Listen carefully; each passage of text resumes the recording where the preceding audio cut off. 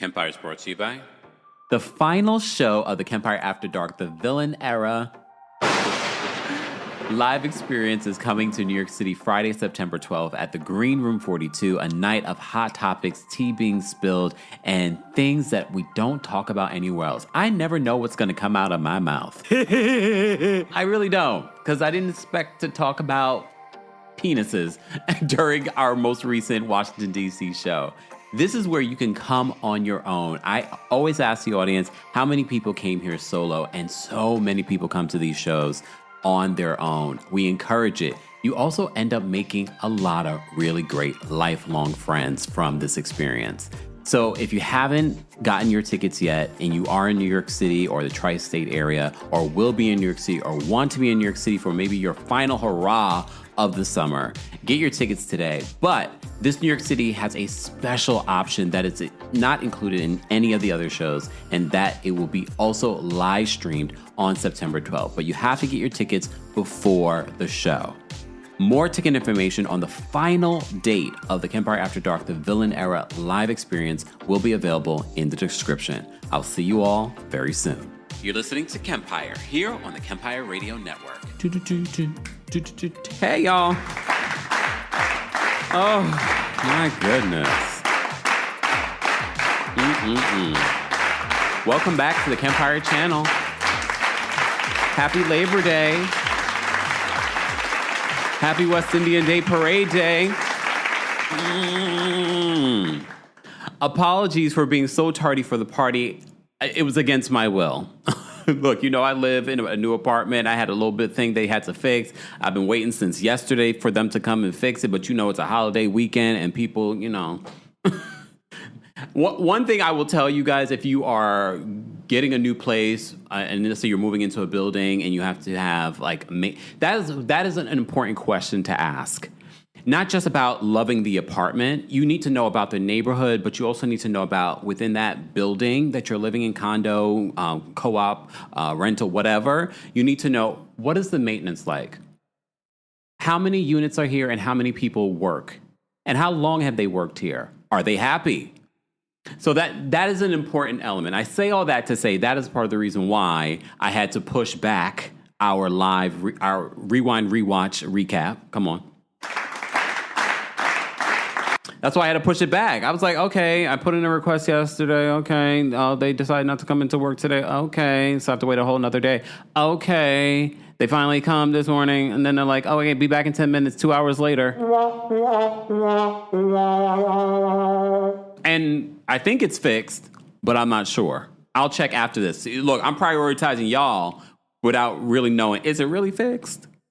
But y'all know, update tomorrow, I guess. But happy Monday, guys. I originally said I wasn't going to go live on Labor Day. However, I want to stay on schedule for our Rewind, Rewatch recap of the Real Housewives of Atlanta Season 6. We still have to go through episodes 13, 14, 15, and 16. It's the infamous, iconic Pillow Talk episodes that we have to talk about in today's live recap. So thank you all for taking time out of your holiday. Some of you, it's not a holiday because you live around the world. So shout out to those of you that are living around the world. I know you can appreciate that we are still live here on Labor Day, but you know, the only reason why I'm here is because I didn't have any other plans. Because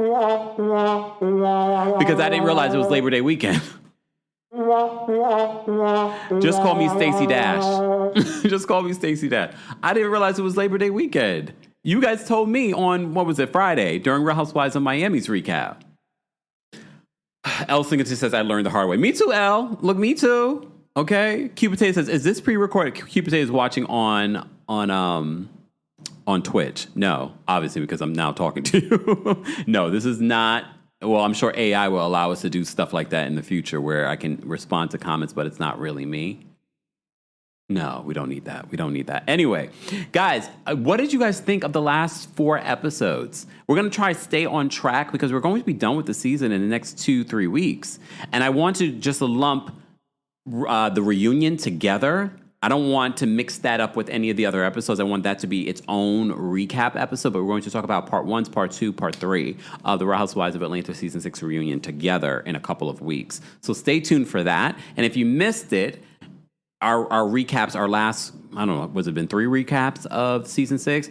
it's worth going back and listening and watching. I did just drop a new podcast episode, updating you on the things that were going on when it comes to Funky Dineva and Tamar Braxton. So if you missed that and you want to understand and have me unpack that saga to you, you can hear that on the Kempire podcast, all in one space. Shout out to our Kingsguard. Shout out to our channel members. Shout out to those of you that have become members.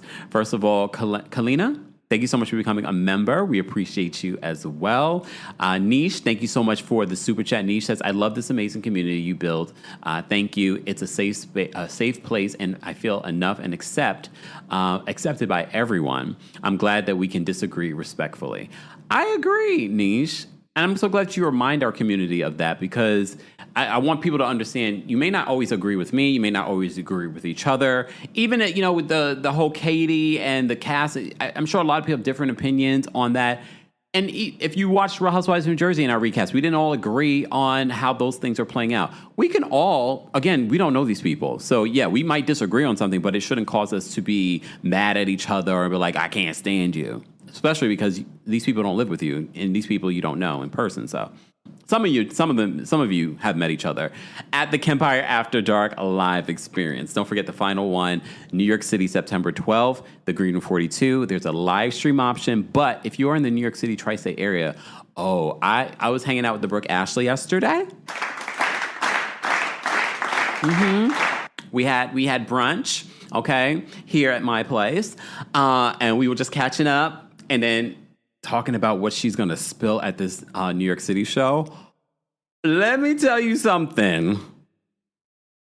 And here's the thing. This is why I always say come in person. Because, yes, the live stream, you guys will get the tea as well. But sometimes when you're on stage and you give a little bit of the tea, you may forgot a detail. But then when we're interacting during the meet and greet, more details come out. Or stuff that we didn't talk about comes out. So this is why it's important to come to the in-person show if you can. So go get your tickets today. Go get your tickets today. Again, this is the only show that has a live stream option. So go get your tickets for that. Thank you so much. Lace? I'm not sure how you pronounce this, but apologies. They say, just got my ticket for the live stream option. Thank you so much. We appreciate that support. Again, ticket information is available in the live chat or in the description if you're watching the replay of this. Queendom, we had so much good food. She said, I know y'all two Tauruses had a good meal. We had so much food to the point where I was like, I ended up giving to my front desk folks. I was like, she brought food. It was a lot of food. Yes. We love a good eats. Okay. We had a good time. All right. Maloney says, I have my live stream ticket. Maloney's watching on Twitch. Yeah. So stay tuned because Brooke has 2 stories to tell you guys during this New York City show. I was like, Brooke. And then Brooke started telling me a story. And then like an hour later, she's like, oh, I forgot to tell you this part of the story.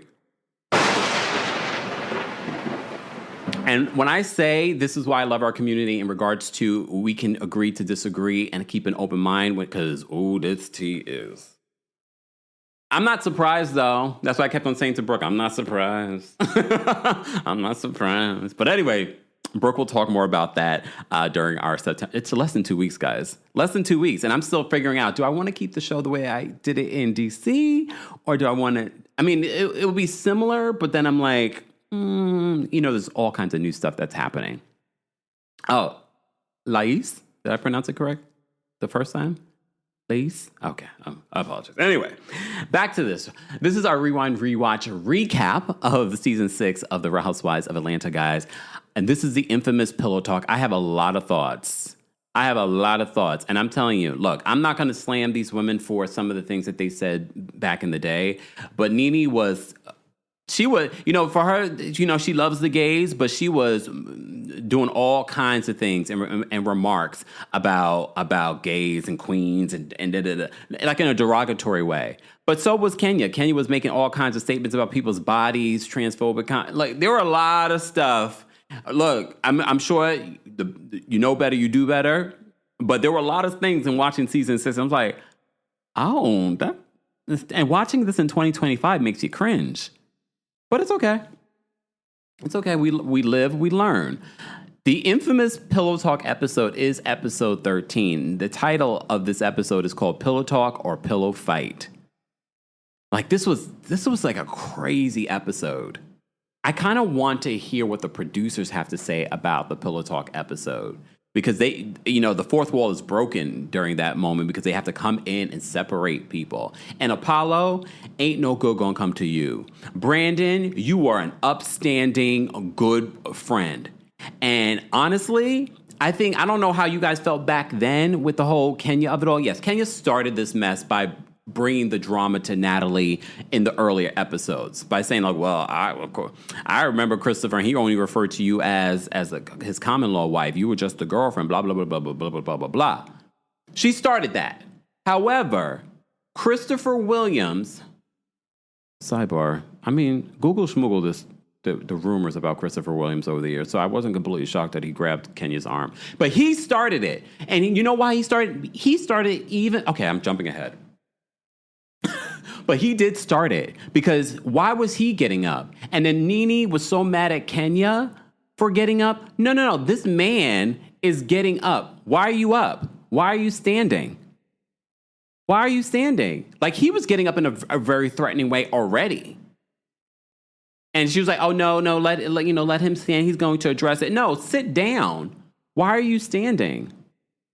Sierra said Brandon did nothing wrong. No, Brandon, they thought because Brandon's gay that, I'm assuming Brandon, apologies if I'm assuming wrong. Like, I don't want to assume, because I don't know if Brandon ever, you know what I mean? Like, some of these gays will surprise you. But like, I'm not gay. I'm like, oh. Like the co-founder of Crumble. Just saying. Okay. Winter says Christopher Williams was looking. Well, hold on. Wait, where did the comment go? Winter, I lost. Oh, here it goes. Winter says Chris Williams was looking so dusty and hurt. Yeah, because he got punked by a gay man. He probably hated that. They always blame Kenya for everything, but this was the time that it wasn't Kenya's fault.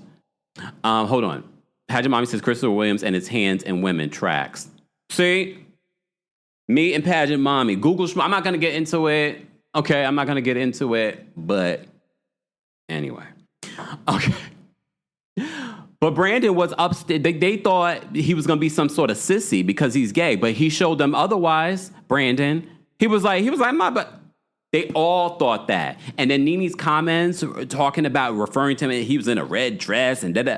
I was like, and Nene okay, I'm jumping ahead. Let me get in order, okay? Because in episode 13, it starts off with Dwight and Phaedra getting ready for Mr. President's blessing, okay? So they go to visit a venue. Let's talk about this blessing, okay? One thing I noticed from the very top of this episode was Phaedra and her sound effects. Ooh. Oh, this is, yes. All of that in that first few minutes. I can't with Phaedra. But that's what people love about Phaedra. I have to say she was just ridiculous. In a good way, like a funny way. Okay? So, here's the thing. When we finally go to the event, Candy was at the event. I have to say, every time I see Candy and Phaedra's friendship during this season, it makes me kind of sad that it went to the place that it's gone to. And we're not going to get into who's to blame or blah, blah. No. I'm just sad at that. Wow, they really used to be like really best friends. Like real best friends. And it was actually kind of sweet to see. And it's crazy that now if they saw each other, probably hands. Just saying. But anyway. So at the actual blessing, so the pomp and circumstance of Phaedra and Dwight, and they do all the things. So she wanted to do like an inauguration for Dylan, okay? But Mr. President, okay? So they do that. So there's all kinds of pomp and circumstance. There's outfit changes. There's a whole dance routine. Apollo did not want to do the dance routine. He didn't do the dance routine, so Dwight did the dance routine with Phaedra. But there were a lot of icy moments between. Again, I don't get this relationship. I know a lot of people said Phaedra just ended up pregnant, and that's why they ended up getting married. I don't even think it was. I don't know if I believe that either. I don't know. I don't know if this was a scheme that Todd set up for Phaedra to come to us with. I don't feel like there was ever love between these two. But that's just my opinion. And based off of what you see in this blessings inauguration that they were doing, Phaedra and Apollo had a few like little tense moments.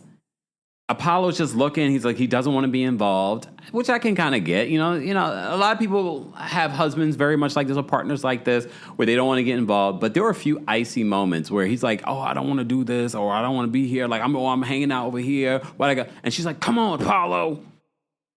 Like, that's the real Phaedra that ends up coming up. Not that, ooh, yeah, sweet side of, Southern Belle. It's those, come on, Apollo, let's get. So there were a few icy moments with them during this event. Okay. And then when she makes a speech, she's like, oh, let me see what Apollo wants to say. And he's like, I have nothing to say. You have nothing to say at your son's blessing? Like, you can't even come up with a little something to say? So Apollo, we can unpack what this relationship is. Some people say, she ended up getting pregnant or she just saw this light-skinned guy who had a nice body. And I'm like, okay. All right. I mean, yeah, but you have 2 babies by him. You marry him. I'm like, okay. Ciara says Apollo was being so odd. And the crazy thing with Apollo is like there's so many faces to Apollo. I don't know which one's the real one. I think the real one is the one that we saw trying to beat down on Brandon. Because there are those really angry moments, but then there's moments where you definitely feel like he's putting on, which might be that scammer side of him. And that's probably the same face that he gave to the people when he was taking their identities. Allegedly. And he went to jail for it. Like, one minute he's just like, oh, I don't want to do that. I'm like, And then another minute he's like, oh, how are you today? It's a little scary. It's a little scary, in my opinion. But yeah. So we'll get back to Apollo. So we had the blessing. Very Phaedra. That's the thing with Phaedra. She puts on theatrics. I don't know if we've ever seen the real Phaedra. I don't know what moment that was that we saw the real Phaedra, but Phaedra puts on. And some might say that's like a Southern thing too, where like, whatever's happening in the home, you're never going to see outside. Okay. Keith says that was the prison version of Apollo. That's what Kenya kept on saying. She was just like, he was having a prison flashback. Prison flashback. Superstar 7 says, those are Phaedra's kids for real. Apollo just gave them to her. Which I'm happy about because he's been gone most of their lives. I'm sure now he's more involved, but he was gone most of their lives. All right, let's move on. Let's move on from this. So Cynthia tells Peter about Candy insinuating that she knows a lot of stuff about Peter.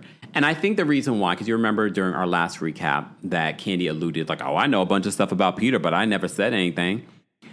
And Candy usually knows a lot of stuff about what's going on in Atlanta. But I think Candy decided to take that dig at Cynthia because she feels as if Cynthia put the battery in Natalie's back. Because remember, Natalie was the one to bring that information, okay, about Todd was an opportunist. But Natalie keeps saying, oh, I never said that he... Is Natalie and Christopher Williams still together?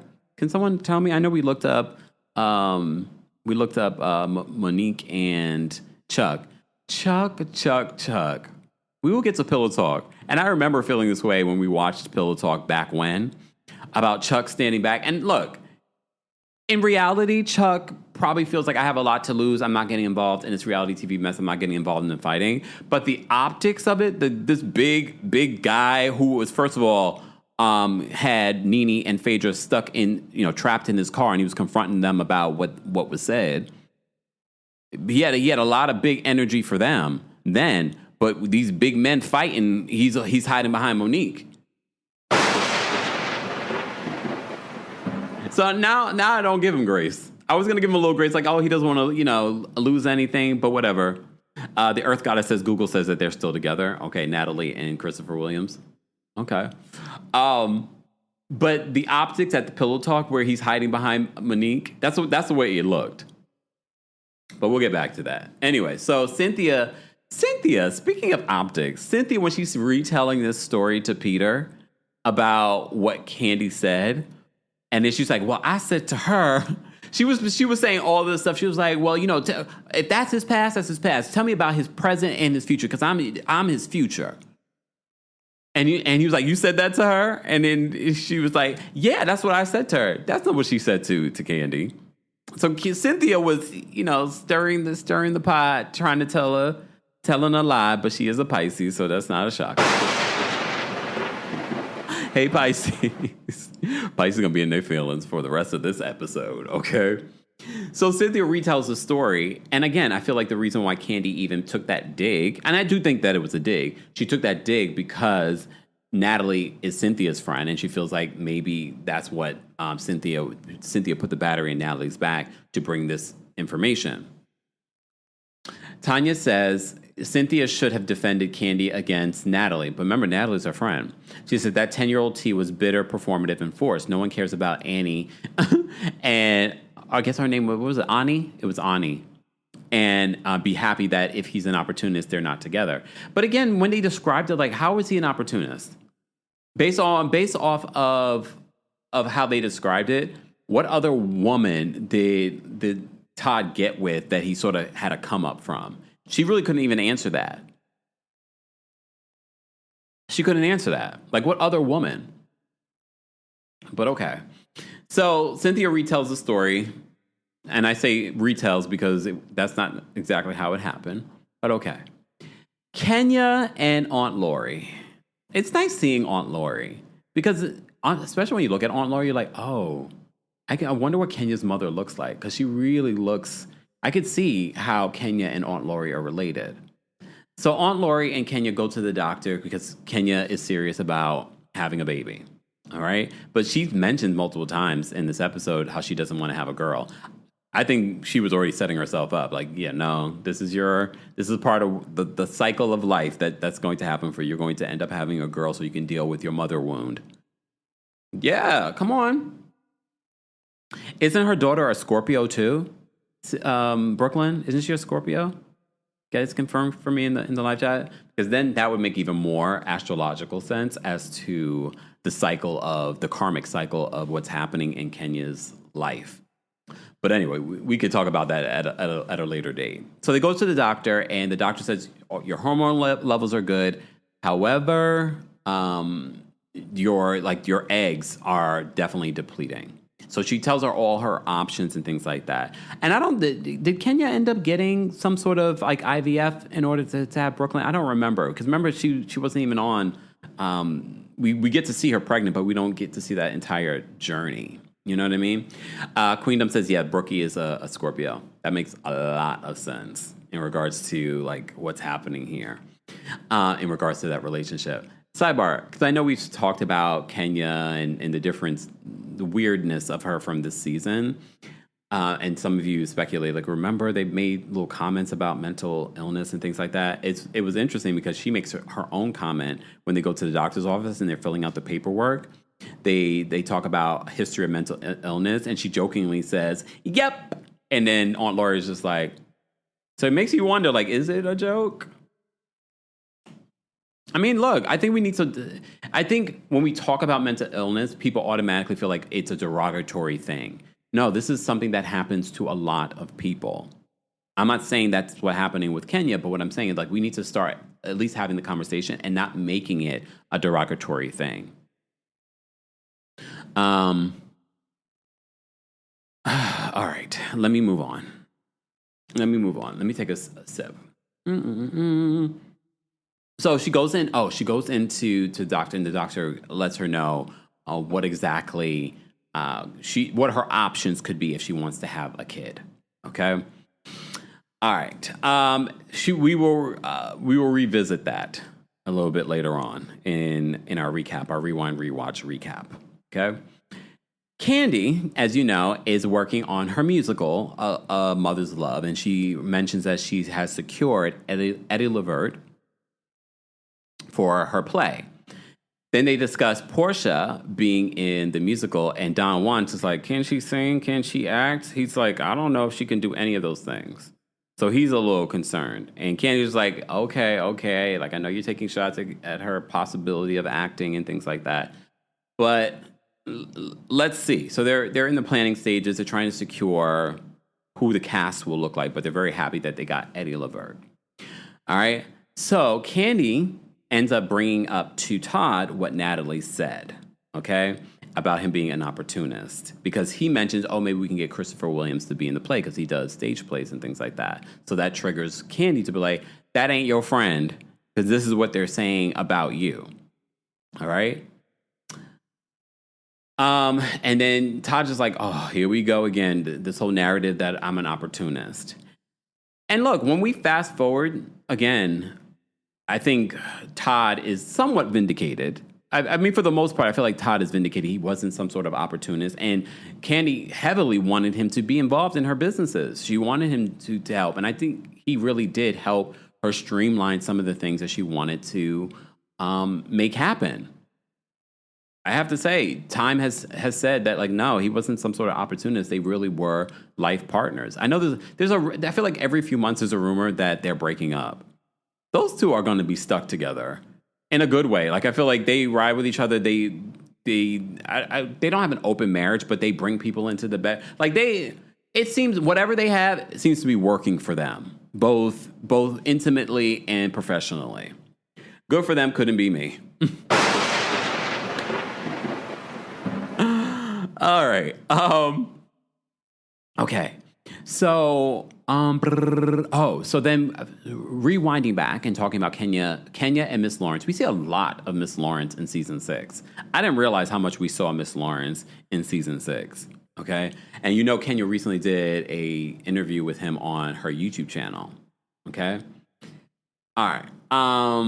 Exactly. Osing says, oh, let people be happy. Damn. Yeah, that's why you don't see me report on these rumors. I mentioned it to you guys because just in case you're like, Kemper, you never talked about the rumors. Well, I feel like every few months there are rumors. Okay? So Kenya goes to a sperm bank and with Miss Lawrence, and she goes through her list of the things that she wants.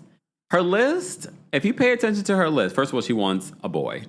But in regards to the man, when she was talking about he has to be 6'4", she wants green eyes. I'm like, okay, what is happening right now? But okay. I don't know if she was just doing that for theatrical purposes for reality TV or she really meant that. But she was just like, you have any Michael Jordan or Barack Obama sperm in there?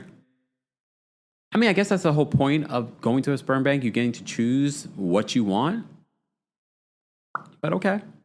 They actually meet one of the sperm donors. He gives her number. He's like, his sperm donor number.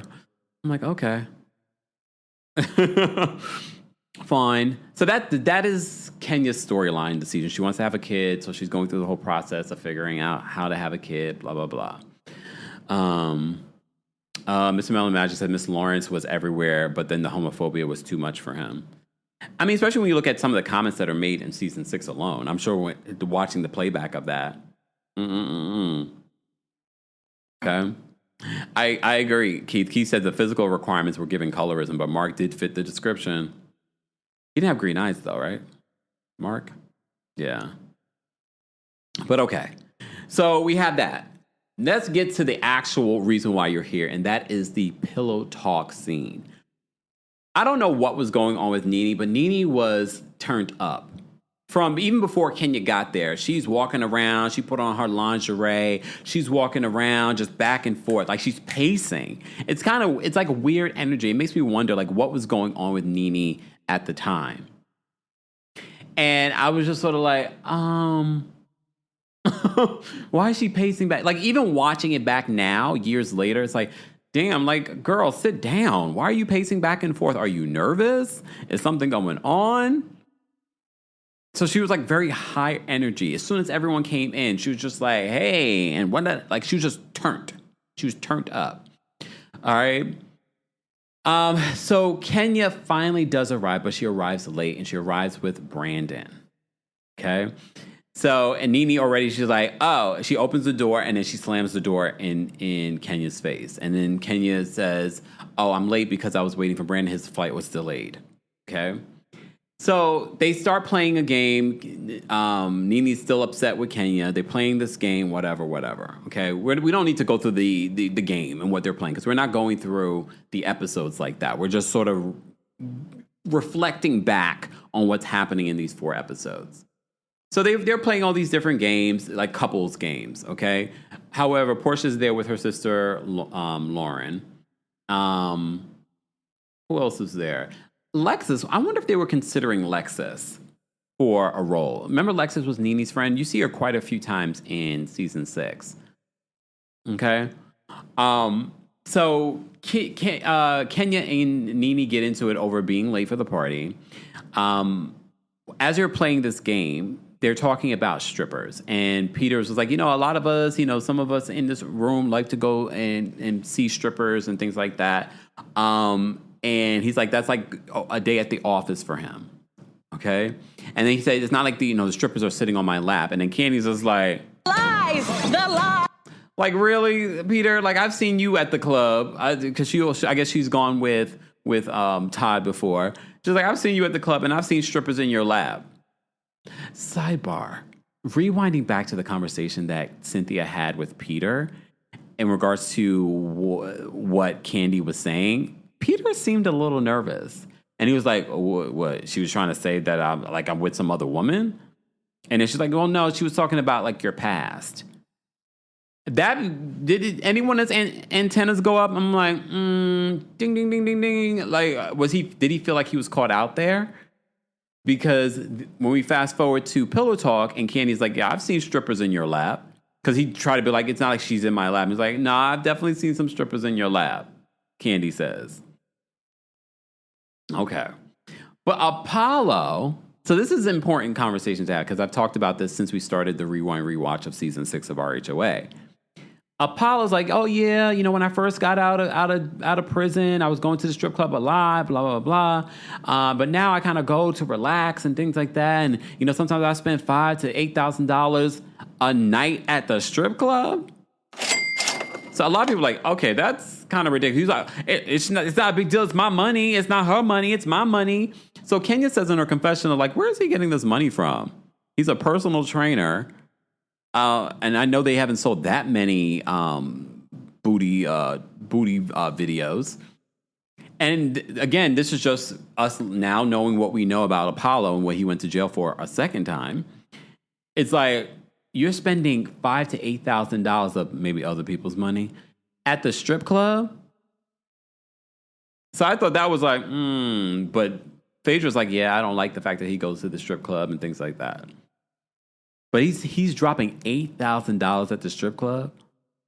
And you already know I've questioned, like, where's this money coming from? Where's it coming from? $8,000 in a night? Okay.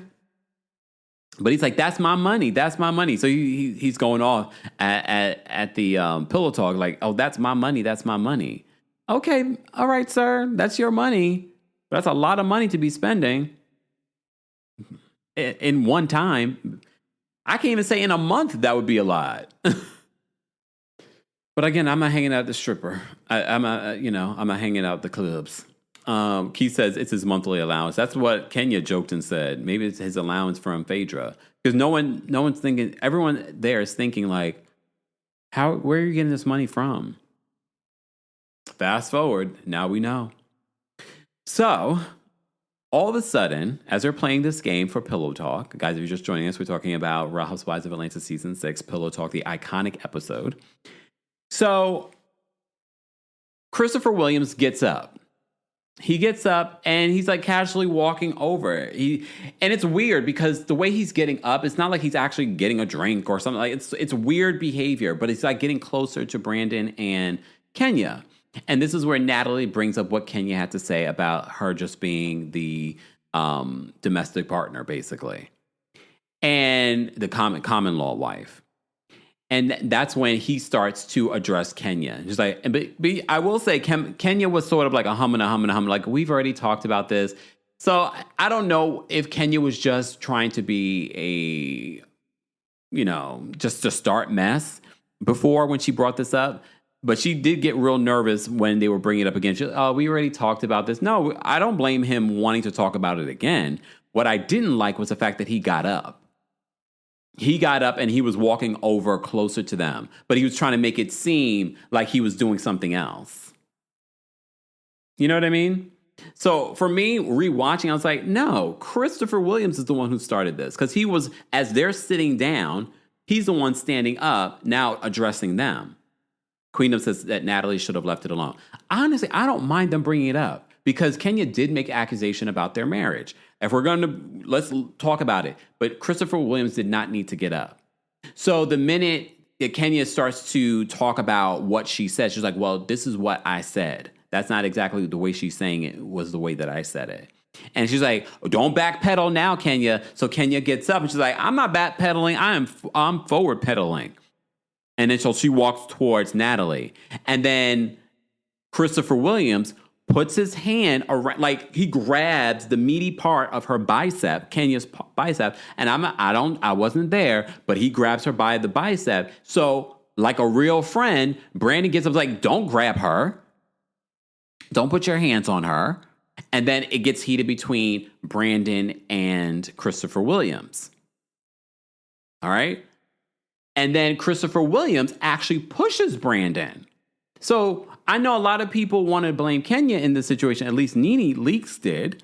But no, even when they were separated, it was Christopher Williams that pushed Brandon. Mama Ellie says he grabbed her hard.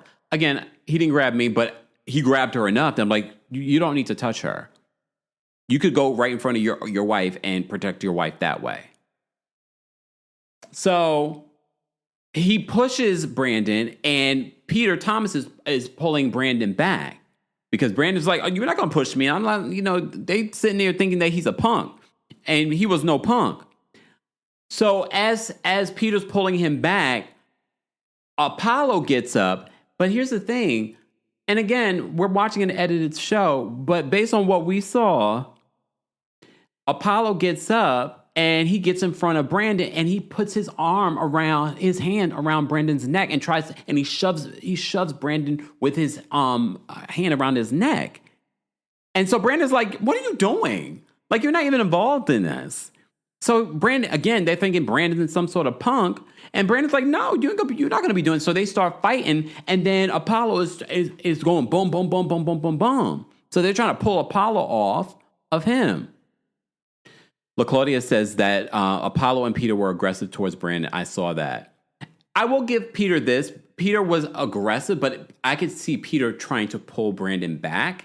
More so, Apollo was the one who put his hand around Brandon's neck and shoved him down into the beanbag chair with his arm, and then started wailing on him when Brandon was like, "Get off of me!" So that's where it leads to a melee where everyone is fighting. Production comes out and they're trying to hold people back. Nene is upset with Kenya, like, this is your fault, Kenya. You shouldn't have got up. Why did you get up? You shouldn't have got. So she blames Kenya. But when you watch it back, I can't wait for the reunion to see how this all plays out. When you play it back, yeah, Kenya got up and she walked towards Natalie, but she wasn't the first person to get up. Christopher Williams got up in a weird, creepy way before they planned this, got up and was making his way over to Kenya and Brandon. Even before Natalie said what she said. And then Christopher Williams grabbed a woman by her arm, and then Brandon intervened. I'm sorry, this wasn't Kenya's fault. First of all, it was Nene's fault. Because the minute that Christopher Williams got up and it seemed like he was going to, she would be like, sit down. Because I think it was Portia that was trying to tell him to sit down as well at one particular point before things jumped off. Everyone should have been sitting. Even Nene. Nene, all that pacing back and forth. I was like, Nene, what are you pacing back and forth for? You know what I mean? Tracy says that Peter was definitely holding Brandon down. It was disgusting to watch. I think after, like when it started with Apollo and Brandon, that's when Peter was wrong. But initially, when Peter got involved with Brandon versus Christopher Williams, he was pulling him back. Either way, I think Christopher Williams was wrong. Apollo was wrong. I don't know why Apollo all of a sudden decided to get involved, because at one particular point, Apollo's just sitting there like if you really put a cloud over Apollo's head, he probably was like nothing being thought. K-Baby says, absolutely very planned in regards to Natalie and Christopher Williams and what they decide. I mean, look, I don't think it's wrong that they decided to confront Kenya. Kenya was wrong for trying to bring this onto the show. All right? But again, she was being a producer. So she shouldn't be upset if they're going to confront her about it.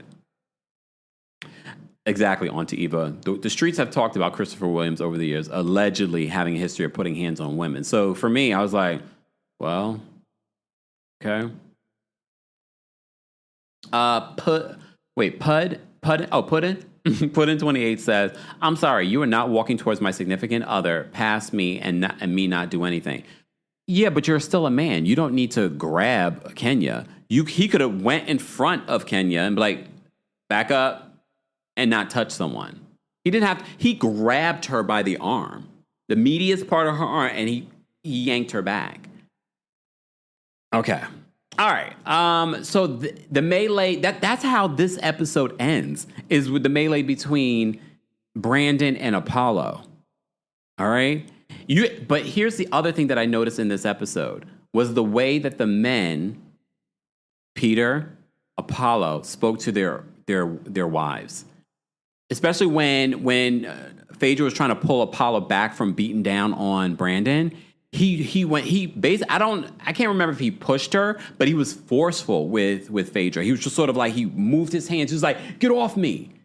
And I was just like, oh, that amount of aggression makes me worried, because like you're not just doing that with men, especially with the way that he spoke to her. And then it happened again in episode 14 when the fight between Peter, Candy, Mallory, Cynthia, like when that happens, he does the same thing.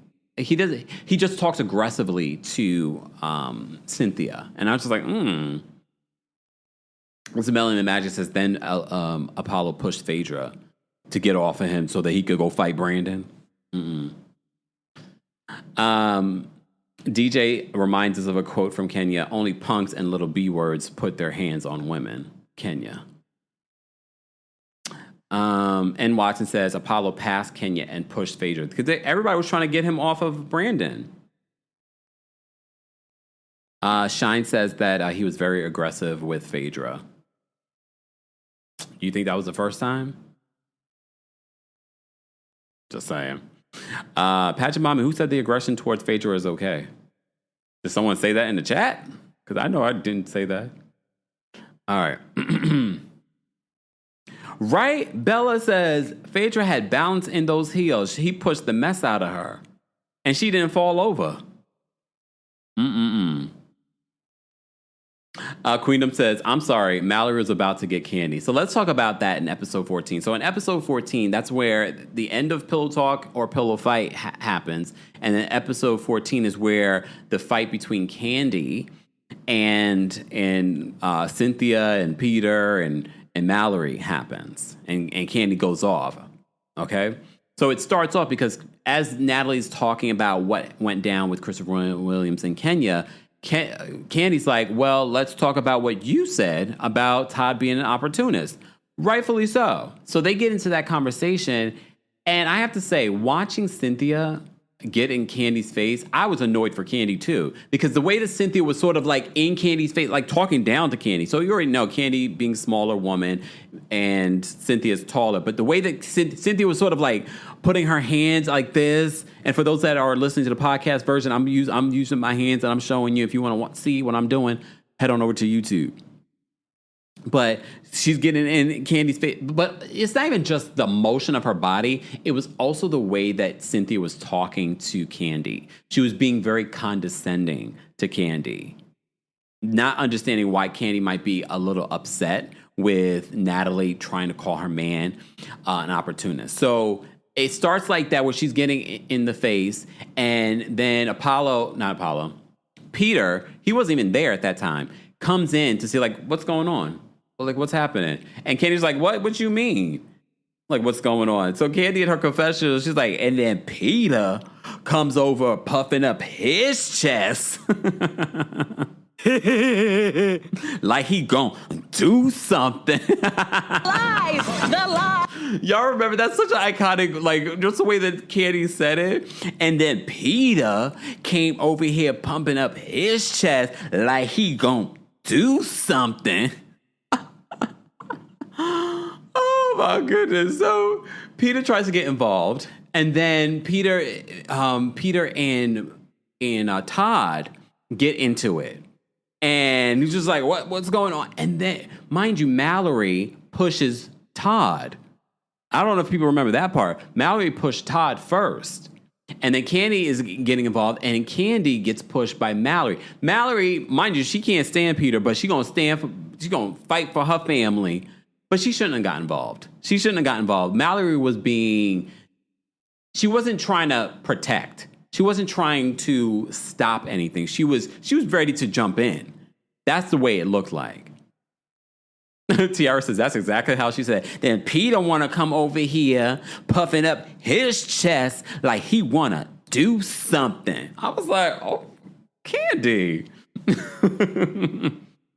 Reese says that Mallory started it. Ooh, Funky said that Mallory wanted TV time. I don't think so. I think that's just who Mallory is. Okay. Tiara says Todd was a good de-escalator. I think that's why they're also good partners. You see how, mind you, Candy is a Taurus. That's the Taurus energy. Y'all think that we are very balanced. We are. But you bring that side out of us, it's going to come out. You're going to get the horns. That's what y'all was seeing. Miss Taylor says, I think Mallory was a little tipsy. Mallory was ready to pump, to fight. And she said that she even told Cynthia, like, I'll kick her butt. I was like, oh my God. Okay.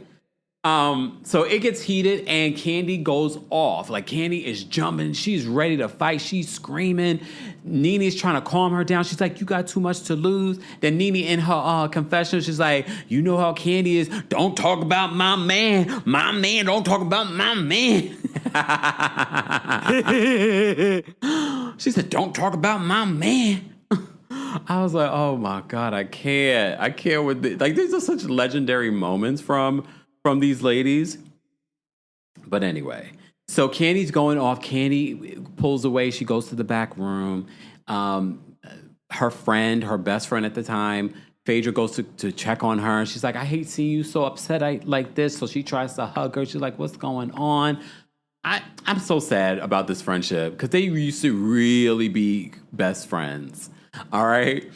So she tries to calm Candy down. Candy eventually is just like, I'm ready to go. All right. Candy's like, I'm ready to go. And mind you, at this particular point, Todd and Peter are actually having a civil conversation. He's like, it's okay. And she's like, I don't care. I'm ready to go. And he's like, we're having a conversation, Candy. We're making some. She's like, I don't give a damn. I'm ready to go. This is a spoiled brat Candy coming out, y'all. But I get it. Like, she's mad. But still, they're actually making headway here. And she's like, I'm ready to go.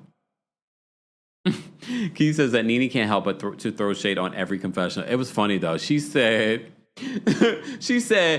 Candy, you know how Candy is? She's like, that's my man. Don't nobody talk about my man. I was like, Nene. I mean, she was right. She was right.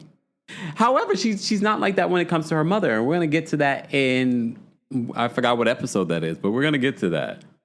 Okay? All right. So that's the end of the whole fiasco of Pillow Talk. So we had multiple fights. Oh, wait, I didn't talk about at the top of episode 14, Apollo wasn't done with Brandon because at one particular point he goes back out and he sees Brandon and he's ripping off the rest of his shirt and then he tries to take a charge towards him and then you see the producers and the staff trying to come in. You even see Carlos King with his old hairline. I was like, wait a second, Carlos looks different. I was like, oh, the hairline's different. So anyway, you even see Carlos trying to hold back Apollo. And Carlos is a little man, so it's like, oh shoot. A mess. A mess. So that's the end of Pillow Talk. The end. But not really, because they end up talking about it the next day because Brandon ends up going to Kenya's home and he says, first of all, Brandon has a black eye. Brandon has a bruise on his cheek. Brandon has a fractured rib. And he says, a fractured rib is an automatic felony. But he decides not to file charges against Apollo because Apollo and Phaedra just had the kid. Brandon's better than me because the way that Apollo came at him, first of all, I wouldn't be surprised.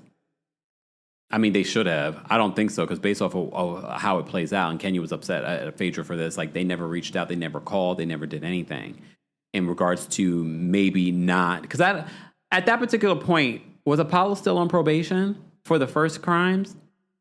Either way, even if you're not on probation, they will use if you've been convicted of something before against you if you get in trouble again.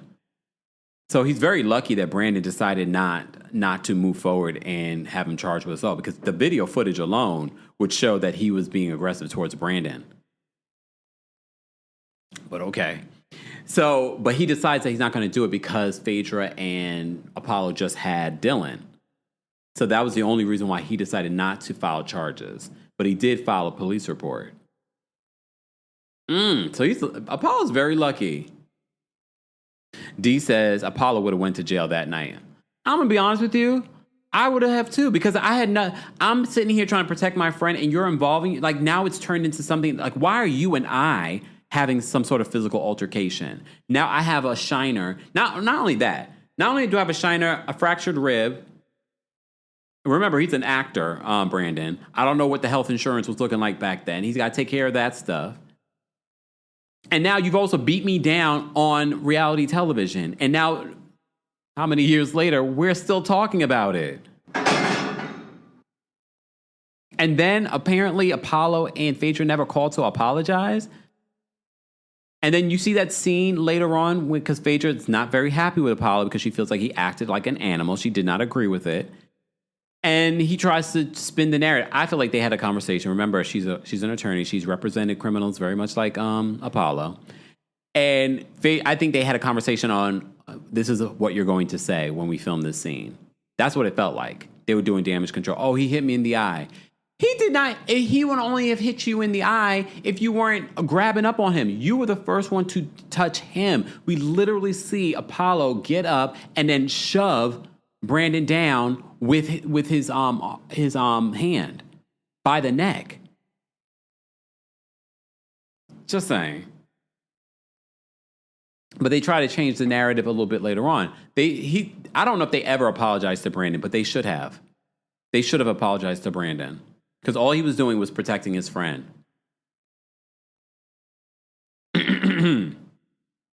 All right. Let me see. Let me move on from there. I just want to make sure I covered everything. So, yeah. So, Brandon ends up not filing any charges against Apollo. Luckily for Apollo. Okay, so then we, in episode 14, get to see A Mother's Love's auditions. We see all these lines of auditions. We get to see all the people singing Amazing Grace. The first guy that sang Amazing Grace wasn't that bad. It was everyone else afterwards. I was just like, this is cringy. Right, Britt? I forgot to mention this. Britt says Apollo seems homophobic. I feel like there was a little homophobia in regards to what was playing out, and I think Apollo also did not want it to seem like on camera that he got punked by a gay man, but you did. You did. Y'all thought that Brandon was some sort of punk, and he wasn't. He took all y'all on, and he was like, "Let's go. You want to go again? Let's go."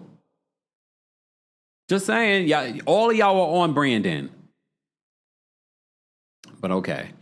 So we get the auditions for A Mother's Love because, that's part of Candy's storyline doing all of this stuff. All right, so the auditions were terrible. Fine. Then the group comes together because they have not been together since Pillow Talk. They go to a spa, and they're going to have these conversations. So Candy starts it off by apologizing. Because when she had her separate scene, excuse me, y'all. When she had her separate scene with Carmen and Todd talking about what went down, they were like, well, I think you probably should apologize. So she agrees. So she ends up apologizing to the group. She apologizes to Cynthia about what happened, but it leads to Cynthia's just like, but I want to clear something up. And then Candy's like, wait, but your sister Mallory did grab me. She's like, Cynthia was like, I didn't see that, but if Mallory did grab you or push you, I apologize. So it gets a little heated between them, but they eventually get to a decent place, not a better place. It's so funny when you see what happened in the early years, and Candy not being a big fan of Cynthia or a big fan of Kenya. And now they're all like really good now in 2025. But okay. But then it leads to Phaedra. Phaedra says that she's disappointed with how everything played out. She says, as black people, we don't want, we fight against trying to be these stereotypes and things like that. And Kenya's like, this is some BS. She's not going to try and make this about black women and things like that. But that Phaedra is a politician. And that's what she was giving in that moment. What she really should have gave in that moment was some sort of apology, but she's not going to because she's a lawyer. And she's like, if she apologizes, that's not going to look right. Then Nene and Kenya hash it out because Nene still really believes that Kenya's the one that started it. And Kenya's like, I did not start this. Okay. Jamie says Nene and that diaper comment on Kenya. She's like, yeah, you got up and you in your diaper. I was like, oh, damn. Just so many moments, quotable moments that people have mentioned from season 6, happened in season 6, I should say. But anyway, so Kenya and Nene get into it. Nene was ready to get into it even before that, but Cynthia was like, no, I need to first talk with Candy about what happened between us. But Nene blames Kenya for why this escalated the way that it did. Honestly, if we really want to blame anyone, it was Nene. Nene's energy from the jump was very combative. Even before Kenya got there, she was being combative with a lot of people. She's like, hey, walking back and forth. Like, her energy was giving, like, a lot. Okay? But, again, when you rewatch it, and then when you're in it, it's probably hard to see how this all played out. However, when you rewatch it, you're like, no, this wasn't Kenya's fault. Yeah, Kenya probably shouldn't have said what she said at the previous group event, but this wasn't her fault. All right? Elliot says, is the season 6 a win a case at the reunion? Oh, I don't remember. You guys are better at that than me. I don't think so. No, I don't think so, because they're wearing white. They're wearing white in that reunion. They're not wearing white in this reunion. That's probably next reunion. That's probably the next reunion. Because that's the season that Kenya sits next to Andy. Funky says that Kenya was not to blame, though. DJ says, I blame Nene and her geeked up self for all of it. Yeah, again, her energy from the beginning was giving very like, ugh. And I'm like, what's going on here? No, that was season 7. So the next season. That's what I thought. Because I know they're wearing all white when Cynthia says that to Phaedra. All right. Buddy says, you blamed Nene? You're going to get in trouble. With who? Look with who? Look with who? Not my mama. Not my man. My man. All right. Mama Allie says, y'all know I love me some Nene, but rewatching these episodes, I don't know how I feel. Well, you know what? I will say there are two sides to that for me, watching season 6 again. There are so many moments with Nene that make me laugh, and I'm like, this is so like why Nene was so great for this show. But then there are moments like in these last couple of episodes that I'm watching with Nene, and I'm like, these comments, especially about gay men, were so problematic. And I don't think people were, I mean, again, when you know better, you do better. And I think the reason why people didn't make a big deal about it back then, because they felt that way. They felt that way, and they probably still feel that way. Especially when we look at the whole, what people are talking about when it comes to Snoop Dogg and what he said recently. He's since issued an apology for what he said. But look, when you know better, do better, maybe.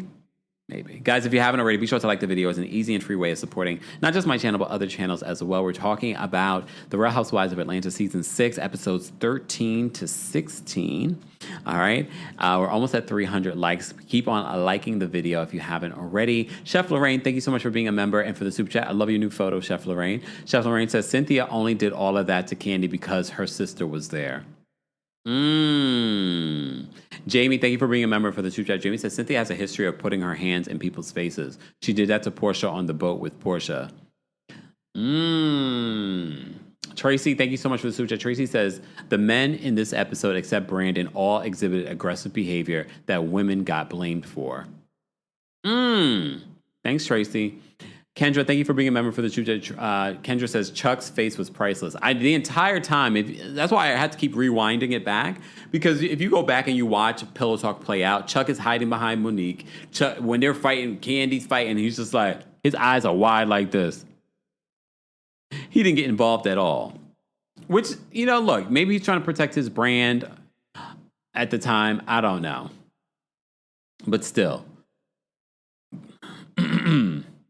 Let me move on. Let's move on to episode 15. Episode 15, dropping the ball. Marlo and Kenya are now hanging out. So this is the season where we're seeing the relationship between Nene and Marlo fall apart. Okay, so episode 16 is where they have the Bailey Bowl. And Marlo's following Nene around the Bailey Bowl. So Marlo and Kenya are hanging out at Miss Lawrence's hair salon, and they're talking about Nene and Nene being different and things like that, okay? So we're starting to see this friendship that did not even last past this season, right? Like it only lasted that season, and then they kind of got along, but they always were like shady towards each other after this. They were good for like one season. So Portia auditions for A Mother's Love, the play that Candy's putting on for this season. And I have to say, I don't remember her singing audition being as good as it was after the rewatch. I just remember, I think for me, what always stood out in my mind was her song Flatline. And I was like, oh God, this is such a terrible song. But her version of His Eyes on the Sparrow, I mean, look, can she carry a tune? Yes. Maybe with some work, could she be even better? Probably. But I thought it was a lot worse. But rewatching it, I'm like, wasn't that bad. The acting wasn't that great. But the singing, I was like, here I sing because... It wasn't that bad. It wasn't great. I wouldn't tell her to quit her day job. Okay? However, it wasn't as bad as I thought it was. Anyone else, if you rewatched it with me this week, you sort of watched back and you're like, oh, it wasn't that bad. Lies! The lie! Damn, Candy. But even Don Juan, who thought that she was going to be bad, said in that moment, he's like, you actually did better than I thought. April says, hey, I liked Flatline. Not that you liked Flatline. All right, let me get to the juicy part, because this is why season 6 is good, because the Mama Joyce of it all.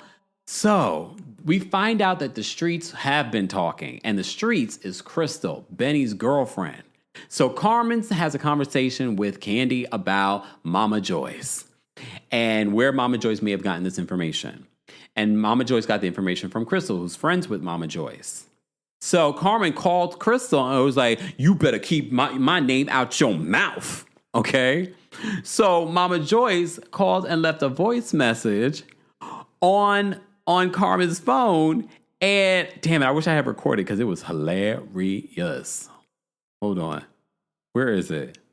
No, I didn't record it, but I just think this is funny. I am the fifth member. How about that? But Mama Joyce is like, Carmen, Carmen, I heard that you threatened Crystal. You better leave Crystal alone, or I'm gonna drag your ass up this street like a rag. I was like, oh my goodness.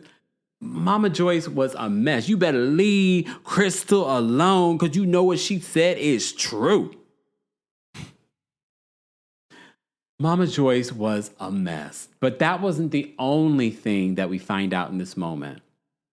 Carmen reveals to Kandi that Mama Joyce bribed Benny to pay him money to take Todd out and take photographs or video of Todd flirting with other women, but set him up, meaning bring other women or bring him to an environment with other women to set him up and record him.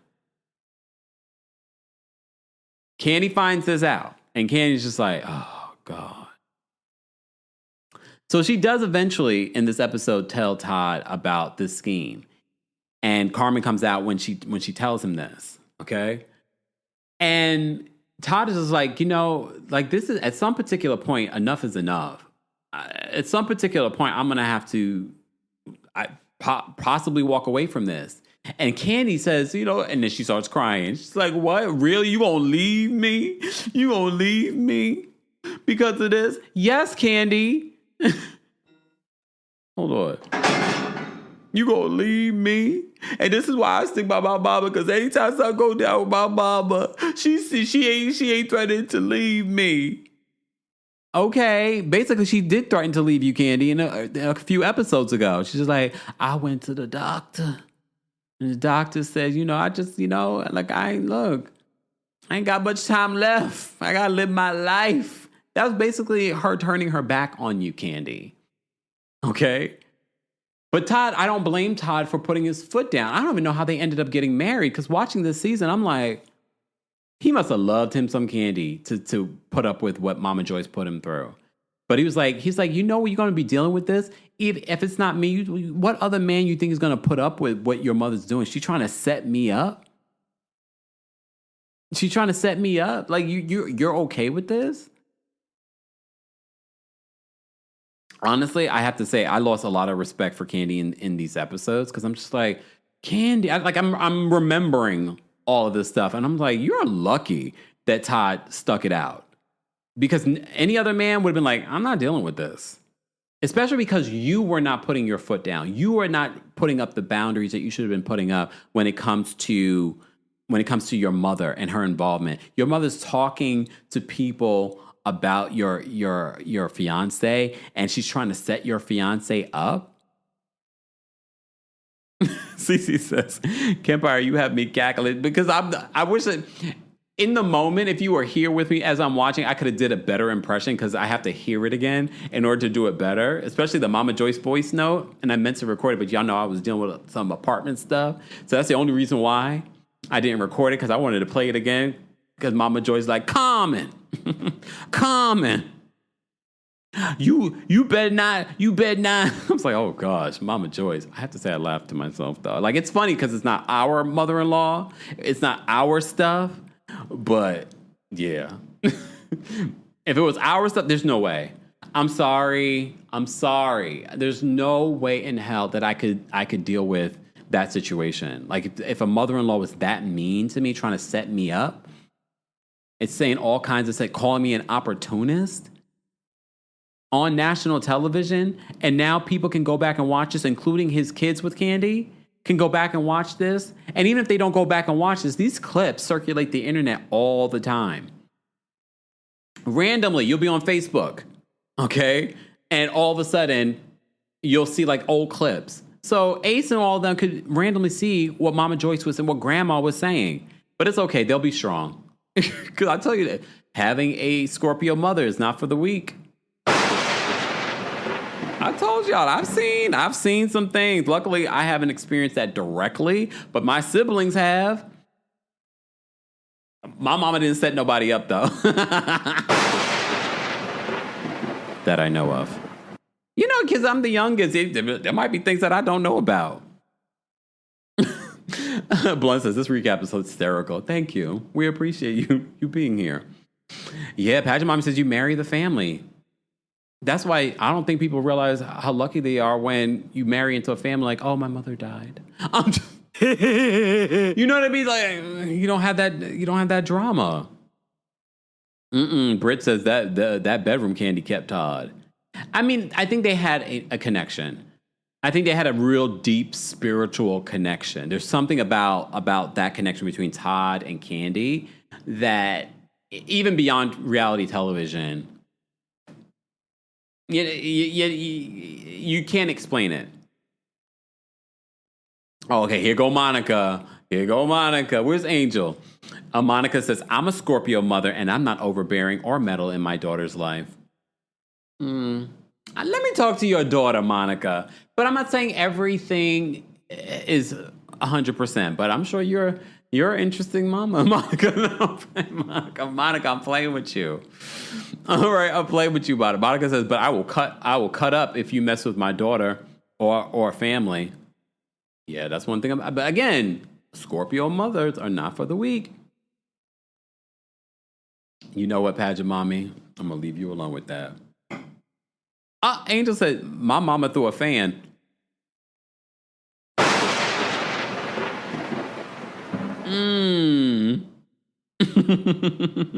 Hold on. Monica says she's there with you?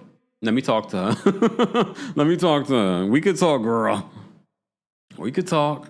But okay. What's your moon and your rising, Monica? Sunshare says the best mother-in-law doesn't speak English. No, that don't mean nothing. Look, they can speak whatever language they can to their child and influence their child. Okay. Angel says my mama threw that fan. I'm here. Oh, okay. We've digressed. Guys, if you're just joining us, don't forget to like the video. It's an easy and free way of supporting not just my channel, but every other channel that's talking about Real Housewives of Atlanta. The new season of Real Housewives of Potomac is coming in October. We'll be done with the season of Atlanta by then, but stay tuned. Speaking of Potomac, we got some Potomac stuff to talk about at this New York City show on September 12th, Friday at the Green Room 42, featuring the Brooke Ashley. The Brooke Ashley has some tea to spill. Don't forget, in person, sometimes more tea is spilled offline. But if you are not in New York, get your live stream ticket. The live stream ticket will be available up until the day of the show, so go get your tickets beforehand. And you get to keep it for a week. So even if you can't watch the show that night, you'll be able to watch it the next day. And I know that's good for the folks of you, those of you that are in other parts of the world, like Europe, Africa, Australia. So go get your tickets today. Ticket information is available in the description. April says, I fell out laughing at the fan comment. Lord have mercy. Vicky says, I don't want to know about any fights unless you break up. Yeah. Chef Lorraine says, hey, sister is a Scorpio plus a mother, and she's always in my your daughter's business? Or at least tries to be, but my daughter check her all the time. Oh, my goodness. Ruth Ann says, got my live stream ticket. Thank you, Ruth Ann. We appreciate your support. All right, let me move on because I'm going to drop the call and link for our members first before we get to these last couple of episodes of the Real Housewives of Atlanta Season 6. Keep liking the video. It's an easy and free way of supporting not just my channel, but other channels as well. I also dropped a new podcast episode earlier today, an extended version giving you guys updates in regards to the Funky Dineva versus Tamar Braxton, and Tamar saying that she is not going to release her new project. So I gave you a full, juicy podcast episode bringing all the information together, so be sure to check out that episode if you haven't already. All right, I'm going to drop this call and link for our members first, and then, guys, let's get to 400 likes, and I'll drop the call and link for the general audience as well. I always feel like I'm talking so much, I'm like, oh, now I'm tired. Excuse me. All right, let me say thank you. Eavesdropper, thank you for the super chat. Eavesdropper said the voicemail was hilarious. Yes, I forgot. See, I couldn't remember the end. That's why I wanted to have the voice note. Eavesdropper says the you old low down heifer. That's what Mama Joyce said in the voice note to Carmen. My mouth is so dry right now. I can't even do my voice impression of it. Comment. Because she got a little trill to her voice. Comment. You low down heifer. Low down heifer. All right. Yes. You know what? I'll drop it for our Twitch fam first. I'm going to drop Twitch fam. I'm going to drop it for you guys too. I just dropped it for the Twitch fam. YouTube fam, I'll drop it for you guys in a moment. I forgot I could do that from here. All right. let me get to the last couple of episodes here that I wanted to talk about. Okay, so episode 15, we talked about Mama Joyce. All right, Nene leaks. Okay, this was also an iconic episode because, Kenya was planning this ball. She had the falling out with Nene. So she's planning this ball to sort of make up with Nene. And so she's going to honor Nene at this charity event, okay? But according to Nene, she's like, she hasn't told me anything about this. She hasn't invited me. But according to Kenya, she said, I sent out an Evite. And she looks it up and she says that Nene opened it. I open a lot of emails. Doesn't necessarily mean I read them. Just saying. Just because I have so many emails.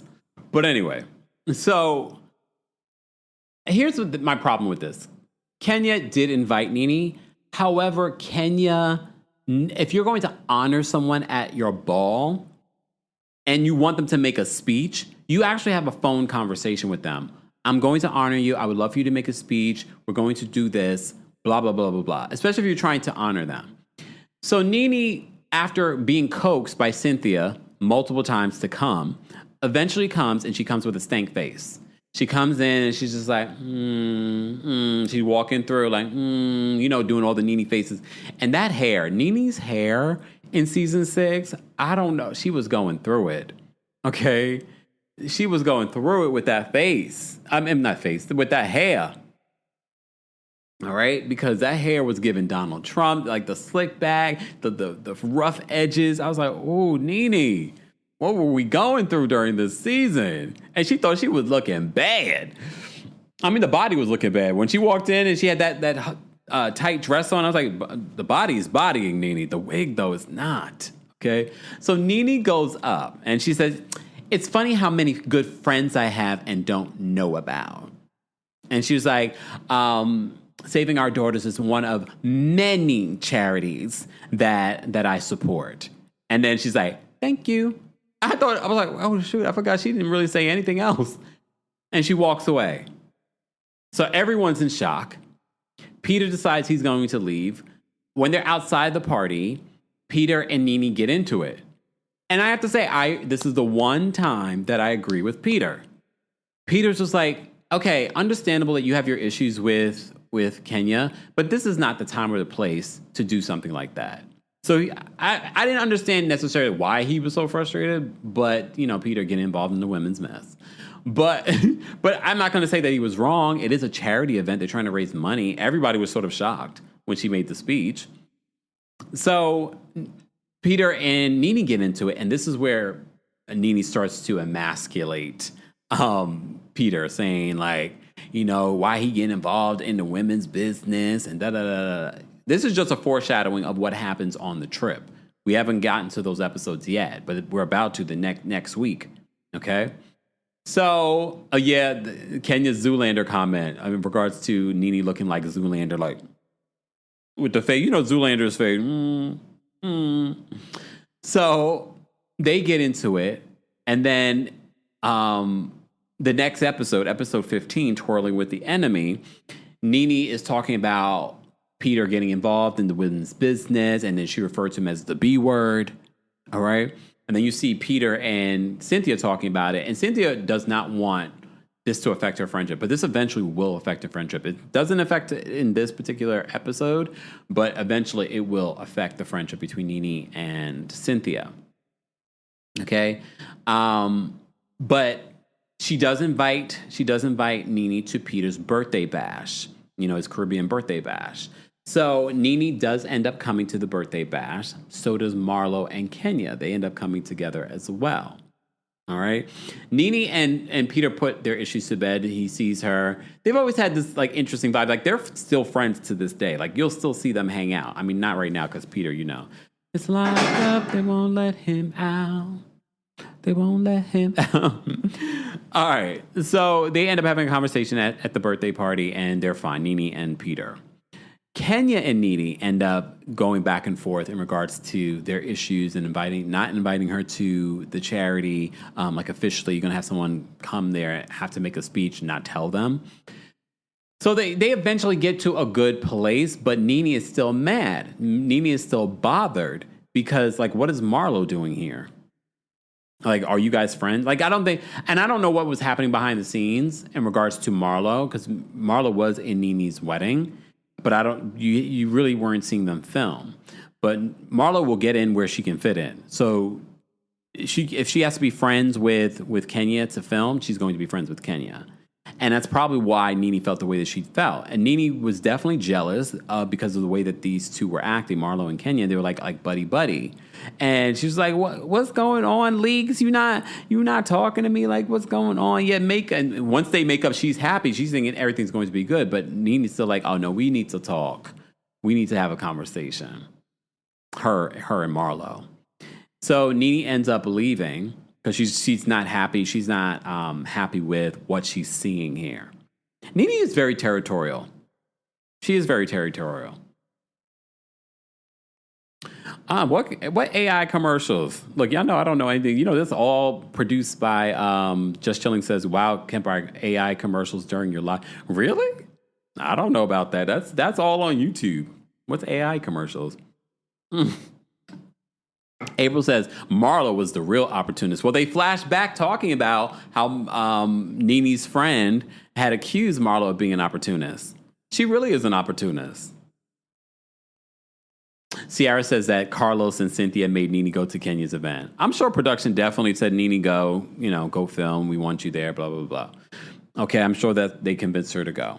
And she went and she did maybe 20 minutes before leaving. All right. What else happens in this episode before we get to the Bailey Bowl? All right. So let's talk about the Bailey Bowl. So Cynthia invites everyone to the Bailey Bowl. They're all going to have their own teams. Candy's running late, per usual, but she does eventually arrive, and she has like an Olympic team. She's got an Olympic gold medalist. She's got a wrestler, and they still lost. But Candy is very competitive. This is like one of the first times we're seeing that Candy is very serious about being competitive. Like, she's getting mad. All right. So we do also get to see Derek J and Funky Dineva. It's so funny because we've been talking about Funky Dineva so much this week, but these are early years of Funky Dineva when he was wearing the wigs and whatnot. So he's one of the referees for the Bailey Bowl. Okay, so they start playing the different games and things like that. All right, is this the birth of Team Twirl? Is this the first time that she's ever referred to her team as Team Twirl? So we had Team Rich for Nene, and then Kenya had Team Twirl. Okay. All right. So they start playing the different games or whatever. They end up going outside, and this is where Marlo's still trying to get Marlo's trying to get Nene's attention. At one particular point, she jumps on Marlo's back. But then things get heated between Marlo and Nene because Nene ends up throwing a bottle of water at Marlo. So Marlo starts following her around like, "What's going on? Why you don't want to talk to me? Are you not talking to me because I'm friends with Kenya?" So Marlo alleges that Nene's looks and fashion got upgraded when she started coming around. And she's like, she's probably mad because I'm going to give Kenya the hookup or something like that. So I'm like, I don't know if that's what it is. It definitely was clear that Nene did not want Kenya and Marlo to be friends.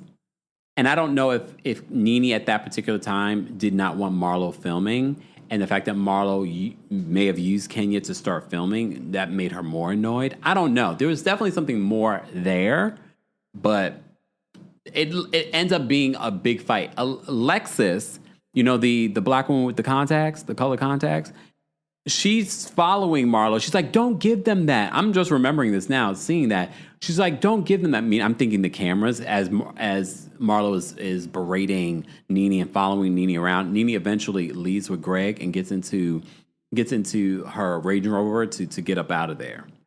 Okay. Quiet says Marlo was acting like Brit's stylist. Oh my goodness. So Marlo is talking with Kenya and she starts crying. She's just like, mind you, I did not see a tear. When Marlo's like, She's like, I don't know what I did to her. She's crying like this. And then when she moves her hand, I'm waiting to see a tear or something. Ain't no tear in sight. I don't believe Marlo was crying. I do believe Marlo is an opportunist, but that doesn't mean that I don't feel like Nene wasn't jealous of the friendship that was happening between Kenya and Marlo. But was Nene right that it was just a friendship of convenience? Yeah, because look at all these years later, those two aren't hanging out. Marlo still hangs out with Nene, still talks with Nene, but she doesn't with Kenya. I don't blame her when you see, especially these last couple of seasons with Kenya and Marlo, but here we are. The Kiana Avery, thank you for being a member. She says, Nene was so mad she couldn't react. Osing says, I'm behind, but yeah, they paid for Brandon's medical situation. Who did? Bravo? Or was it Phaedra? They would want to, because I would have sued for that, to be honest. All right. All right, guys, we're almost at 400 likes. If you haven't already, be sure to like the video. This is our Rewind, Rewatch, Recap. It's a new show that we've launched here on our YouTube channel and podcast. We do it every Monday afternoon, as long as there's nothing happening in Kempire's life. We do it normally at 12:30, but here we are. It's now 4 o'clock. And look, there goes my Labor Day. Jamie says, Kempire, it was an inner cry. It was an inner cry, Jamie says. Marlo's cry. So deep within. All right. All right, let's get to some callers because I'm going to at least try salvage the rest of my Labor Day. Lord. All right, so if you remember the channel, I've already dropped the call link for you guys as well on the community tab. Twitch, I dropped the community. I dropped it on the Twitch area. I'm going to drop the call link for everyone because I'm just trying to get out of here. Shout out to those of you that are here and that have liked the video. I appreciate your support. If you're watching the replay of this, be sure to let us know because I know some of y'all is down at the West Indian Day Parade doing all kinds of stuff, okay? I should have went and got a plate. Do I still have time? What time it end? Look, what time it end? Can I go run and get me a plate? Look. Some rice and peas, jerk chicken, some plantains. Right on to Eva, laboring on Labor Day. Lord. All right. Exactly. Keith says, in the words of New York, it was an inner cry. Oh, New York, Tiffany Pollard, legend, icon. Okay. All right, let me get to the callers. Please note, the opinions of the callers do not represent the opinions of myself, the Kempire LLC, or any of our sponsors, okay? Queendom says, that's how February Aquarius cry camp. Shade. All right, right? I want to get me some jerk chicken. I'm going to have to go, but I'm going to have to go sift through the crowds now. Y'all know I don't like crowds. I got to sift through the crowd. But we're about to have a crowd at the Kempire After Dark Villain Era live experience. September 12th, less than 2 weeks, guys. Like, how many days? Like 10 days. We will be at the Green Room 42 for our final show of the summer, our final show of 2025. Go get your tickets. There are live stream tickets available for those that can't be in New York. But if you are in the New York City tri-state area, Westchester, New Jersey, Connecticut, all those places, you can get your tickets and come and meet me in person and get the real tea that we talk about at the meet and greet. All right? All right. Let me get to the callers. All right. Kayla's backstage. We're going to bring Kayla up first. Kayla, what did you want to share about this rewatch of season 6? Uh-oh. We can't hear you, Kayla. Kayla, we can't hear you. Kayla, drop out and call back in. You were waiting so patiently behind the scenes, too. I don't know what happened, Kayla. Jess is backstage. We're going to bring Jess up next. Jess, what did you want to share? Hey, Kempire. Hey, how are you? I'm doing good. So I just want to say that I feel like everything that happened, like behind the scenes, all Carlos, because I do remember that there was an interview where that I think it was Cynthia and Nene they had where they said that, like, you know, they were on the phone with Nene, like basically begging, like Carlos King was on the phone with Nene and Cynthia were basically begging her to attend the Kenya's event. And basically like what they had waiting for her was like, I think that the whole thing with Kenya was supposed to be like a gag, sort of, to make her be the speaker and everything. And so it's a thing where it's like she kind of like, found out that was like the setup was for her to be this speaker and everything like that. And mind you, that she didn't have any idea about it. And then I think there was another time like where there was an interview with I believe it was a former stylist of Marlo or a producer or something, but I remember he was at the Bailey Boy event, and he remembers that he saw Carlos King douse water on Nene at that event, and so I don't know if that was why she threw the bottle at her, because maybe she didn't know who did it, but basically he was like shaking a water bottle and throwing the water on Nene, and I guess it was an attempt to get her to react or something like that. Yeah, this is an interview with Oliver Twist. Basically, you just type in Carlos King or Oliver Twist interview, and so it's not Carlos King interviewing, but it's someone else. I just can't remember exactly what the guy's name is. And then, like in later seasons, I know that it was a thing where, like, even with the pillow talk, like it seemed as if like there was a thing where they wouldn't start the event until Kenya came, and so I think it's because of the fact that like they know that Kenya is needed for these scenes, and of course he calls it a force multiplier. So I feel like it was a thing where it's like production, they were like pretty much like triangulating everyone against each other, like, oh, like this is the star, this is the star, this is the new star and all that. And I think that's where everything kind of came back. And I think with Marlo and Kenya, I do know that later on in the seasons at one reunion where she was basically saying that like the reason why Marlo and Nene fell out was because Marlo started dating John. The guy that gave her the bling bling watch and everything like that. But of course, we didn't know that at the time, and so I think that's why she felt like the friendship was very strategic and everything. So I forgot about that part. Backstory. Thanks, Jess. No problem. Bye. All right, let me bring up Cynthia next. Cynthia, don't be fighting with your sister again. Huh? I was just going to talk about that. What's going on? Kempire. How are you? Thanks for laboring with us today. Kempire, when Mallory pushed Candy like that, the violent cancer in me, I would have beat Mallory up so bad. Just like how I beat up my sister. We do not condone violence. We don't condone violence. How you doing, Kempire? You know what? Those seasons were really, really good. I didn't know that Todd was a Leo. Yeah. He's a Leo. He's really a good guy. He's been very, very patient. I'm glad that Candy and Todd are still together. And unfortunately, I don't know if those seasons will be like it used to be. I'm not sure. Yeah. But yeah. Anyways. Okay. Thanks, Kempire. Thanks for calling in. You're welcome. Take care. All right. We have Indira backstage. We're going to bring Indira up next. Indira, what did you want to say? Hey, Kempire. Hope you're having a lovely Labor Day. You too. I'm not. I'm in Charlotte, but no soca, no nothing, Kempire. Well, I'm sad. I'm okay. I'm in the studio with no soca, no rice and peas, and I'm here. Oh, that sounds so good. Concerning the Nene and Marlo situation, I don't know if I might be right, but going on I heard what the first caller said, but to me, it's like her and Marlo probably talked about stuff that happened behind the scenes, and Marlo was supposed to come on and be like her best friend, her ride or die, be there for her through thick and thin, and then she comes on, and then she makes best friends with the enemy. So Nene is like, are you serious? I brought you here to be my friend, and now you're being friends with everybody else just because you want fame? That's how it came across to me. Yeah, I definitely don't think it was just the John stuff. No, I don't think Nene, because she has Greg. She'll always go back to Greg. Yeah. Well, had Greg, my bad. I also don't think she was interested in John like that.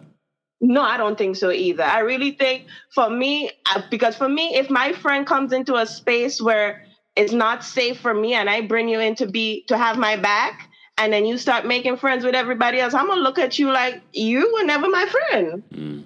Yeah. That's how I look at it. That's my POV. Thank you, Indira. Go find some soca music. I will. Have a good night. Bye. Mr. Melon Magic says, Kempire, you got a billionaire in the other room. You'll be fine. If I had a billionaire in the other room, I would not be live today. already told y'all, when I get my billionaire, now, I will go live when I want to go live. Okay? I would not be dealing with this. Okay? I'll be like, I'll see y'all. Or if I went live, I'd be live on the estate. Not in the studio. All right. Let me bring up Keith. Keith, what did you want to share? Hey, Kempire. Hey. So first of all, I just wanted to say I don't necessarily think Todd is an opportunist, but I do think that he saw a couple of $1 million in Candy and said maybe I can get a few $1,000s out of her. So I don't necessarily think he's an opportunist, but he definitely saw some money and he was like, well, I'm not going to leave. And I feel like that hollow threat that he was giving, saying he was going to leave if Mama Joyce doesn't get her act together, was just all talk. I don't think he was going anywhere really, if we're being honest. But also, I can only imagine how Mama Joyce was in her 20s during the 1940s or 1930s, whenever she was born. But I can only imagine how she was during this time because the way she acts is very much Sexy Red adjacent. So I couldn't imagine her acting like this during her, youth. But also I do think that Nene should have gave like a genuine speech during that whole ordeal, and then she should have just cussed out Kenya 20 minutes after. Just give a genuine speech and then cuss her out away from the people that's donating for the auction. Yeah. Oh, one last thing. Actually, Kenya, who looks for a sperm donor when quote unquote actively dating someone? Yeah, I think that's a little weird. We haven't even talked about the African guy that she's dating during this season. Allegedly. And apparently he bought her the Rolls Royce? Allegedly. So she says, yeah, I'm just a little confused on who does this type of situation while actively dating someone. But I mean, it was definitely screaming storyline. I need a storyline. It was. That's why we never saw him. But yeah, that's about it. All right, Keith. Thanks for reminding us. Bye. Yeah, I completely keep forgetting to talk about, because he's not really in any scenes, but she does talk about him during season 6 that she's dating this African. And this is the season during the reunion when we get Camoras across the street. What an iconic season. All right, Nisha's backstage. We're going to bring Nisha up next. Nisha, what did you want to share? Oh my gosh, my first time calling in. How are you? Good, you? Can you hear me? Well. Yes, can you hear me? Yes, I can hear you. It's my first time calling in. I'm so nervous. It's okay. I just want to say thank you for doing this. I love the recaps, all your recaps, but this is giving me very nostalgic, good time era vibes. Yeah. When they're all triggering and they're all own scene, they're all own way, they're reactionary. Yeah. But I just want to say thank you so much for you, Kempire, for your community and letting me join, and the community yourself for just supporting me and going through these life changes I'm having right now at 37. So thank you so much. Thank you so much, Nisha, for calling in. All right, bye. Bye. Oh, I love that. You guys are fantastic. Let's keep this community going. Tell a friend to tell a friend. Have people join the community that you feel would fit in. Everyone fits in as long as they're not hateful. Okay. All right. Let me bring up Arjun. Arjun will be our last caller. Arjun, what did you want to share in regards to season 6 of The Real Housewives of Atlanta? I was going to say, if I'm right, Kenya and Marlo were friends until season 9. After this? They stayed friends. Yeah, because remember, they were friends. And then in season 9, that's when I think Kenya didn't invite Marlo to her birthday. And that's when Marlo turned on to Kenya. I think until season 9, they were good. I think so. Because remember when Peter and Marlo, Kenya was arguing Peter in one of the seasons? I think they were good till season 9. And then in season 9, Kenya didn't invite something, and then Marlo turned on to her. But they are the perfect representation of Aquarius. I'm going to say that. Marlo and Kenya, both of them. Are you speaking from experience? I'm Aquarius myself, so I can say. Oh, okay. They are the perfect example. And what is that? They go low. Oh. Come for me, go low. And you know how Marlo is so extra? That's how I want to be seen. I want to make sure I'm wearing something extra, so I'm not same as you. I want to stand out. They are there. The qualities are there for Aquariuses. You come for me, I'll go low. And I'm loud because I'm Aquarius. I like that. But Okay, Arjun. But yeah. Arjun, what time is it in Portugal? It's 9:20. Okay, not that late. All right. Well, we appreciate you calling in. Bye, Kempire. Take care. I would go back to Portugal. I thought Portugal was cute. I went there not last. Well, was it last? No. Wait, was it last year? Yeah, I went last. Did I go last year for my birthday? I can't remember. It's been so damn long since I've traveled. For me, other than work. All right. Let me say thank you. Auntie Eva, thank you for being a member. And you're celebrating 46 months of being a member. Just, I love you too, Kempire. Thank you so much, Auntie Eva. And Kay, I do have CAMEO. I always just forget. Happy Virgo season. If you guys want a special birthday request, anniversary request, or you just want motivation, hit me up on CAMEO. CAMEO link is available in the description, or you can just look for TheKempire on CAMEO. But okay, I say that begrudgingly for the Virgos. Like, wish me a happy birthday. Okay, Virgos. All right. Happy Virgo season, Virgos. Okay. All right. Thank you to everyone that called in. Thank you to everyone that was a part of the conversation. And apologies again for those that were waiting, for those that wanted to be a part of our recap from earlier. But as you saw, I had some, things come up. It's a holiday, things happen. But I appreciate you all being so patient. Shout out to our King's Guards. Shout out to our channel members. Shout out to our subscribers and new subscribers. If you're a new subscriber, be sure to let us know in the live chat. And if you're a new subscriber and you're watching the replay, be sure to let us know as well. And let us know your thoughts on Season 6, Episodes 13 to 16. And then we will be unpacking more in the next couple of weeks in regards to this Season 6. And then we're going to round it out with the reunion. We're going to do separate recap just for the 3-part reunion. All right? And I originally thought that there were 27 episodes. They are, but those last couple of episodes are like never before seen scenes. We're not doing that. All right, we're not doing that. All right, guys, I hope you guys have a great rest of your day. Don't forget to like the video if you haven't already, and don't forget we are on tour. The final show of the Kempire After Dark, the Villain Era live experience will be at the Green Room 42 on Friday, September 12th with the Brooke Ashley, the Night of Hot Topics, Tea Being Spilled, and more. Live stream options are available for this show only. So no matter where you are in the world, you'll be able to watch the show and be able to watch it for up to a week. All right, so get your tickets today. Bye, y'all. Thanks for tuning in to Kempire here on the Kempire Radio Network. Don't forget to give us 5 stars on Apple Podcasts and on Spotify. And for more information on the podcast, head on over to KempireRadio.com.